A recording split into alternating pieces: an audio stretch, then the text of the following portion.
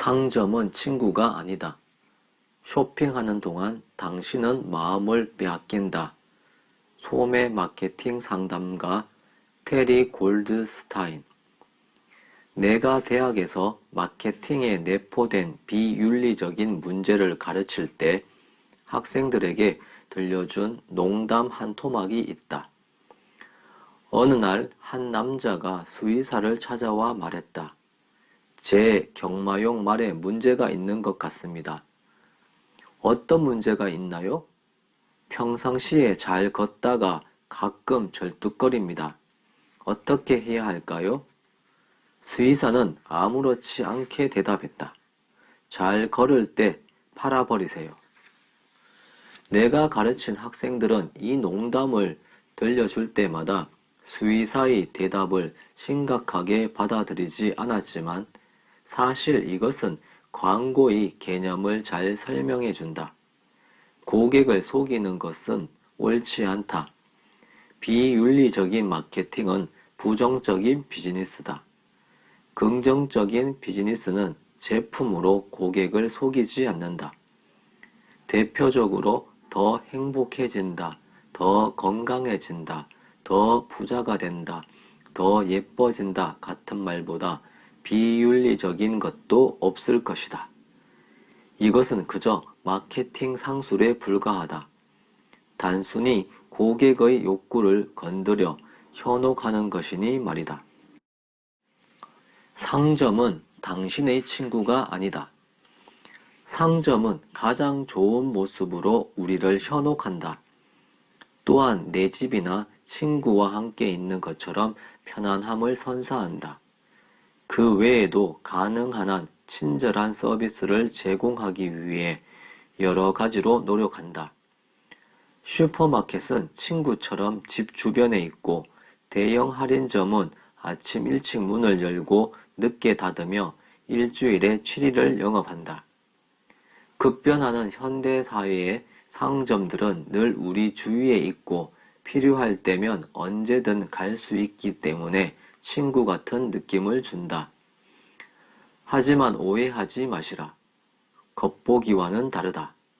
사실을 말하자면 모든 상점은 속마음을 감추고 있다. 우리가 일일이 인식하는 것은 아니지만 상점이 존재하는 이유는 돈을 벌기 위해서다.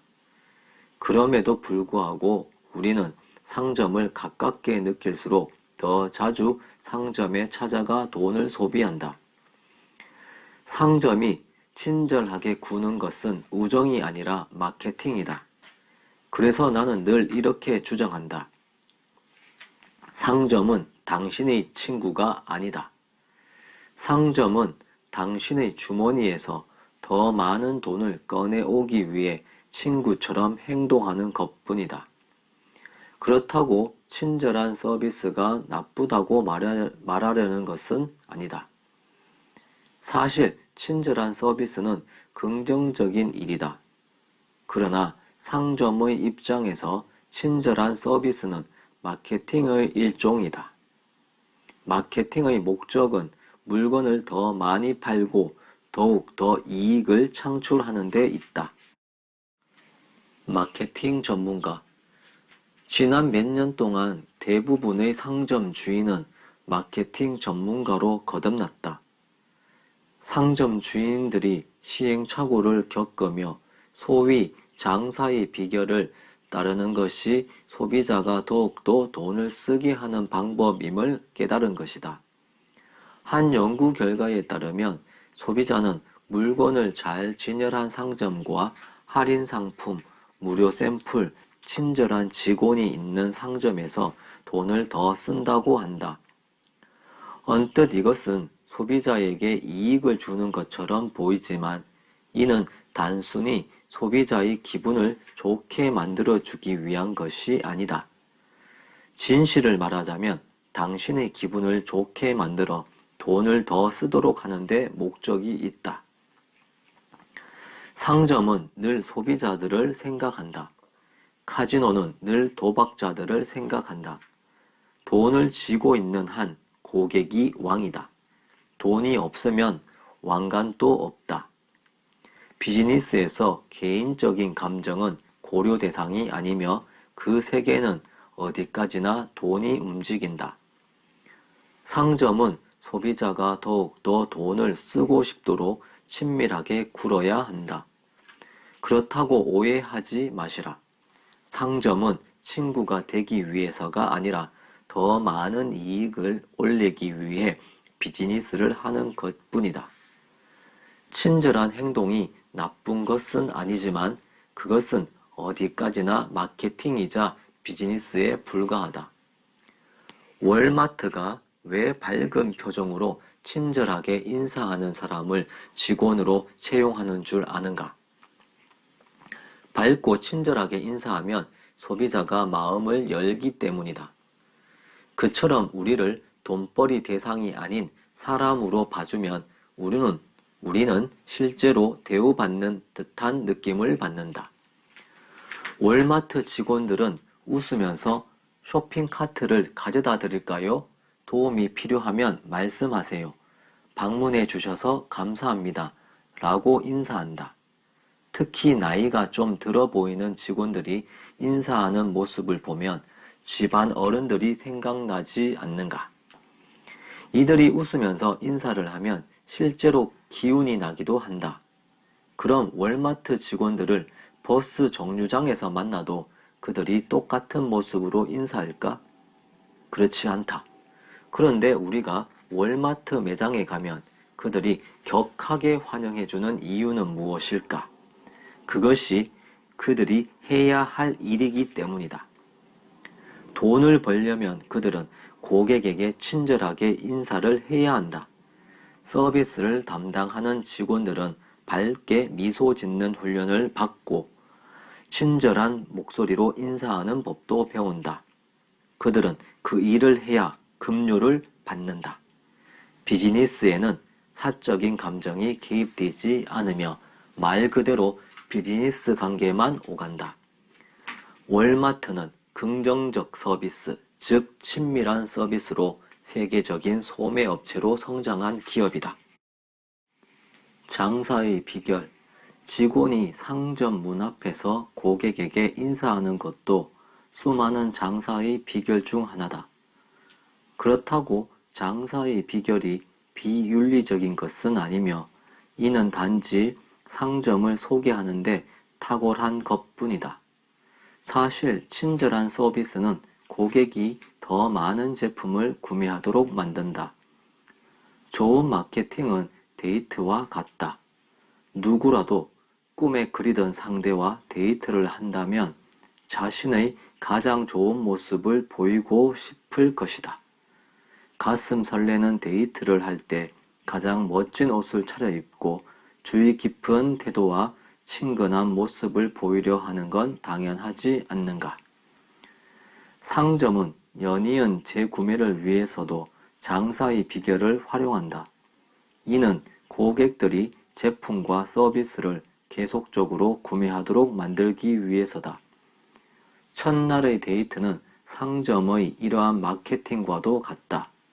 마케팅을 잘해서 첫 번째 목표를 이뤄야 이어 두 번째, 세 번째, 네 번째 데이트 약속을 잡을 수 있지 않은가? 상점은 프로, 당신은 아마추어. 오랜 세월 동안 상점들은 소비자의 돈을 빼내오는 목적을 쉽게 이루어왔다. 실제로 소비자가 구매로 얻는 이익보다 생산자가 판매로 얻는 이익이 훨씬 컸다. 상점은 판매의 프로지만 소비자는 대부분 구매의 아마추어다. 상점이 존재하는 이유는 제품 판매에 있다. 따라서 그들은 늘 판매를 연구하고 이것을 고민한다. 반면 소비자는 필요할 때만 가끔씩 쇼핑을 한다. 아마추어가 어찌 프로를 따라갈 수 있겠는가? 상점의 거래 전략 초점은 언제나 소비자가 돈을 쓰게 만드는 데 있다. 생산자와 소비자의 관계는 마치 강아지에게 장난감을 던져주는 놀이를 연상하게 한다. 우리 집 강아지는 뒷마당에서 뛰어놀기를 좋아해. 나는 아침에 일하러 갈 때마다 강아지를 마당에 풀어놓았다. 저녁에 집에 돌아오면 강아지는 장난감 잡기 놀이를 하려고 나를 기다리고 있었다. 몇 개월 후 장난감 던져주기를 그만둔 나는 한 가지 사실을 깨달았다. 지금까지 나를 반갑게 맞이하는 강아지를 뒷마당에 풀어놓은 것 자체가 내게 하나의 의무감을 심어 놓았다는 것을 말이다. 무언가 새로운 방어벽을 세워야 했다.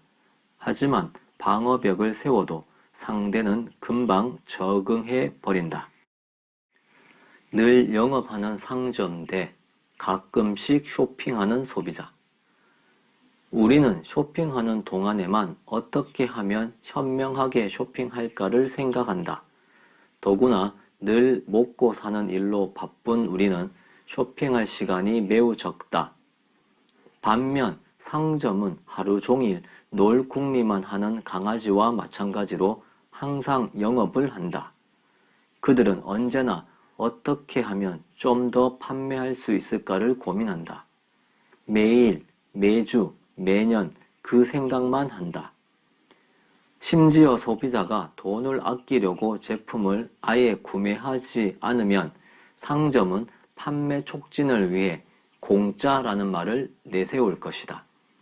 상점은 어떤 술책을 썼더라도 소비자가 돈을 쓰게 만든다. 그들의 목표는 소비자가 지갑을 열게 하는 데 있다. 상점 문을 열고 들어가면 우리는 처음부터 그들의 소나기에 붙잡힌다.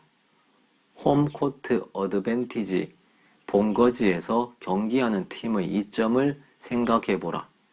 상점 안으로 들어가는 것은 곤충을 들고 사자굴에 들어가는 것이나 마찬가지다. 여기에 선택의 여지는 없다. 왜 구매하는가? 오늘날 상점들은 과학적으로 마케팅을 한다. 인류학자가 다른 문화를 연구하듯 소매점은 소비자의 구매 결정에 대해 연구한다. 소비자 행동 분석가 파코 언더힐은 연구를 위해 소비자를 관찰하고 영상을 촬영하고 녹음하고 인터뷰하는데 엄청난 시간을 투자했다. 그 연구 결과물이 바로 쇼핑의 과학이라는 책이다. 소비자의 구매 패턴과 판매율을 높이는 간단한 전략을 소개하는 이 책은 소매업자들의 필독서로 자리를 잡았다. 예를 들어 소비자를 장시간 녹화한 비디오는 사람들이 상점 안으로 들어서면 대부분 오른쪽을 먼저 본다는 사실을 보여준다. 이에 따라 공항에서는 선물 상품을 오른쪽에 진열하고 음식 상품을 왼쪽에 진열한다. 이는 음식을 먹기 전에 선물 상품을 많이 사도록 하려는 전략이다. 고객의 감정을 속여라. 아래에 소개하는 상점들이 구사하는 10가지 전략은 언더힐의 책에서 발췌한 내용이다. 그중 몇몇 내용은 미국 ABC 방송국의 프로그램 20대 20에서 바바라 월터스가 언급한 것과 ABC 주간 뉴스 프로그램에서 인용했다. 또한 내가 마케팅 교수로 활동하던 시절의 경험도 수록했다.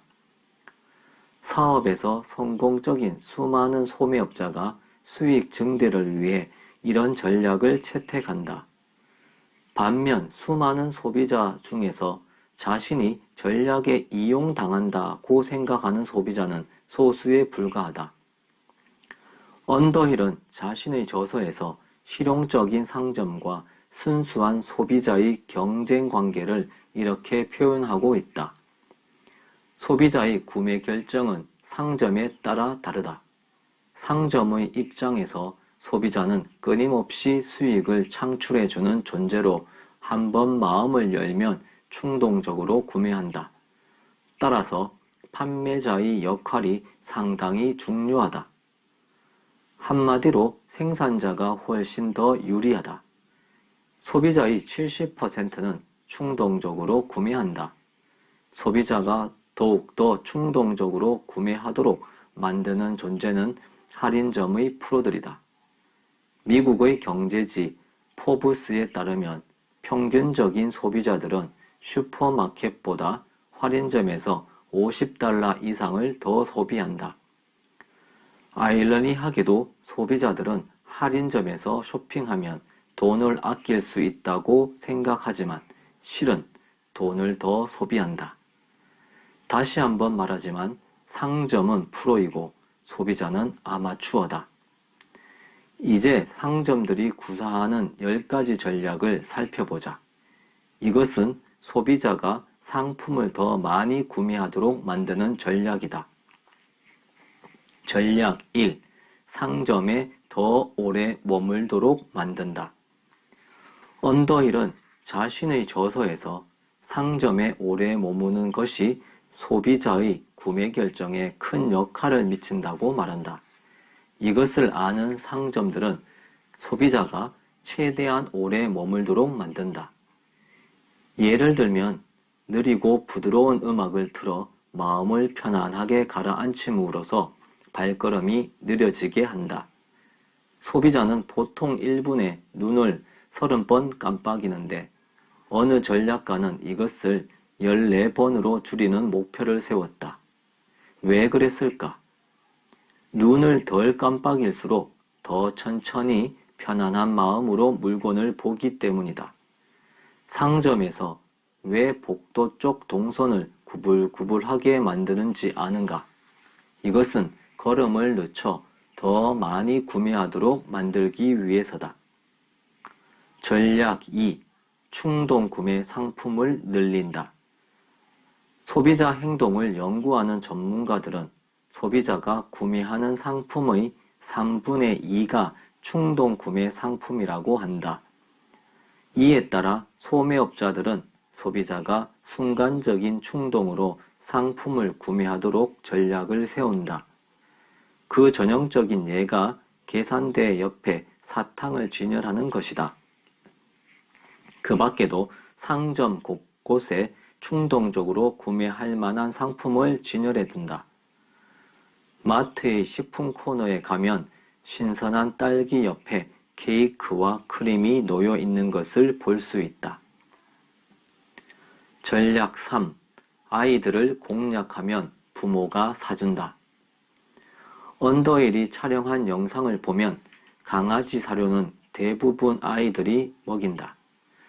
아이들이 어떤 물건을 선택하면 부모는 그것을 쉽게 거절하지 못한다. 따라서 물건을 아이들이 꺼내기 쉬운 곳에 진열하면 판매율이 증가한다. 전략 4.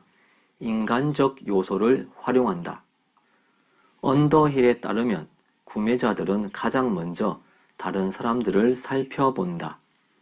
그래서 패스트푸드 레스토랑에서 가장 효과적인 게시물은 고객이 앉아있는 눈높이에 맞춰 계산대 위에 부착한 것이다. 고객이 계산원을 바라보면 자연스럽게 게시물을 보게 된다. 게시물을 적절히 배치하는 것은 판매량을 늘리는 확실한 방법이다. 전략 5. 상품을 섞는다. 마트의 수프 판매대에 가보면 100여 종류 이상의 수프가 놓여 있다. 이들은 맛과 향이 다른 여러 가지 수프를 찾아보기 쉽도록 알파벳 순서대로 진열한다. 반면 일반 상점에서는 수프를 순서대로 나열하지 않고 섞어서 진열한다. 왜 그럴까? 가장 좋아하는 수프를 찾고자 전체적으로 훑어보도록 하기 위해서다. 여러 종류의 수프를 훑어보면 소비자가 그동안 몰랐던 수프를 발견할 수도 있다. 그러다 보면 본래 사려던 수프 대신 다른 것을 사거나 하나 더 사는 일이 생긴다. 전략 6. 판매대 계산기 소리를 최대한 줄여라. 예전에는 판매대 계산기 앞에서 계산을 할 때마다 특유의 소리가 들려왔지만 지금은 거의 소리가 나지 않는다. 이는 소리 나지 않는 계산기가 소비에 따른 죄책감을 줄여주기 때문이다. 사실 소비자가 상점에서 구매를 많이 할수록 소비자의 신용카드 빚은 늘어나는 셈이 아닌가. 전략 7. 메시지로 대화하라. 언더힐은 상점을 하나의 내부 공간으로 여기지 말고 3차원적 TV 광고판으로 생각하라고 말한다. 사실상 상점은 소비자가 대화하고 생각하고 메시지를 주고받는 공간이다. 따라서 공간에 적절히 광고 문구나 강력한 메시지를 배치하면 상점 매출액은 극적으로 높아진다. 언더힐은 상점 내에 붙여둔 광고 문구가 소비자의 눈을 사로잡아 더 구매하도록 만든다고 한다. TV 광고에서도 슬로건을 적절히 배치해 소비자의 눈길을 사로잡지 않던가. 전략 8. 기다릴 때가 아니라 이동할 때 사도록 배치하라. 목표가 있는 구매자는 목표를 이룰 때까지 기다린다. 그래서 미국 약국의 체인 윌그린이 약을 뒤편에 배치하는 것이다. 처방전을 받기 위해 기다리는 고객은 처방전을 받을 때까지 다른 제품에 별로 관심을 보이지 않는다. 이들이 목표를 달성하기 전까지 이들에게 물건을 판매하려 하는 것은 헛된 일이다. 일단 처방전을 받으면 고객은 목표를 달성하는데 바로 이때부터 다른 것에 눈길을 준다. 그러므로 전략적인 상점은 고객이 나가는 순간에 보도록 제품을 배치한다. 상점에 들어온 손님이 나갈 때 충동적으로 물건을 구매하도록 하기 위해서다. 전략 9. 공짜를 제공하면 그 대가가 돌아온다. 한 연구에 따르면 특정 상품의 샘플을 받아본 구매자의 90%가 재구매하는 경향이 있다고 한다. 왜 이토록 많은 사람이 샘플에 넘어가는 것일까? 공짜로 제공받았다는 생각에 죄책감이 들기 때문이다. 사실 상점에서는 샘플이 어떤 역할을 하는지 잘 모른다. 다만 샘플을 제공하면 매출이 늘어난다는 것은 알고 있다. 한편 소비자의 입장에서는 세상에 공짜는 없다는 말을 기억해야 한다. 즉 샘플을 조심해야 한다. 전략 10. 젊음과 아이들을 공략하라. 어린 가지가 구부러지면 굽은 나무로 자란다. 마찬가지로 소비자의 소비는 그들의 성향을 따른다. 이에 따라 담배 회사는 젊음을 유지해줄 듯한 느낌을 전달하는 광고를 한다. 대부분의 슈퍼마켓에서는 아이들을 대상으로 광고한다. 시리얼을 어디에 진열하는가? 아이들의 눈높이에 맞게 진열한다. 쿠키나 과자류도 마찬가지다. 우리 동네 슈퍼마켓 냉장식품 코너에 들어서면 복도 양쪽으로 커다란 냉장고에 아이스크림이 잔뜩 들어있다. 그곳에 가면 아이들이 부모에게 아이스크림을 사달라는 말을 끊임없이 듣는다. 베이커리 코너에서 아이들에게 공짜로 쿠키를 나눠주는 것도 일종의 마케팅 전략이다.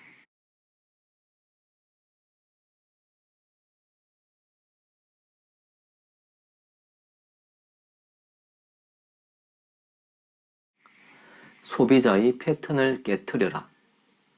당신은 어떤지 모르겠지만 나는 상점에서 전략을 세워 더 소비하게 만들 때마다 마치 내가 파블로프의 강아지가 된 것 같은 느낌이 든다. 러시아의 생리학자 파블로프는 벨을 울린 다음 먹이를 준비하는 실험으로 강아지가 벨소리만 들어도 침을 흘리게 만들었다. 마찬가지로 상점들은 물건을 멋지게 진열하고 공짜 샘플을 제공해 우리가 상품을 보면서 침을 흘리게 만든다. 상점은 우리의 주머니에서 돈을 털어가고 우리가 더 많이 소비할수록 그들은 부를 축적한다. 이것은 인류 역사에 아주 오래된 끊이지 않는 패턴이다. 이러한 패턴을 끊으려면 소비자가 소비 습관을 바꿔야 한다. 단순히 생산자의 배를 불려주는 소비만 하는 것이 아니라 당신 자신이 소비자이자 생산자인 프로슈머가 되는 것은 어떠한가? 우리는 이 개념을 잘 이해해야 한다. 마트에서 매달 구매하고 소비하는 대신 당신의 상점에서 구매하는 것은 어떨까? 그들의 상점이 아니라 당신의 상점, 즉 모어 스토어를 만드는 것은 어떨까? 소비자 입장이 아닌 생산자 입장에서 생각하는 것은 어떨까? 마트로 달려가기보다 충동 구매를 줄이고 원치 않는 상품은 아예 구매하지 않는 것은 어떨까? 부정적인 소비 습관을 깨트리고 긍정적인 소비 습관으로 바꾸면 어떨까? 우리가 상점이 전략을 세우듯 생각하고 행동한다면 어떤 변화가 일어날까? 많은 사람이 이렇게 변화하는 삶, 직장, 돈 버는 방법을 바꿔줄 프로슈머 혁명이 일어날 것이다. 그렇지 않겠는가? 프로슈머 혁명이 일어날 경우 우리는 상점을 소유하거나 상점과 친구 이상으로 친밀해질 수 있다. 상점을 소유하거나 친구로 삼는 것이 프로슈머의 길이다.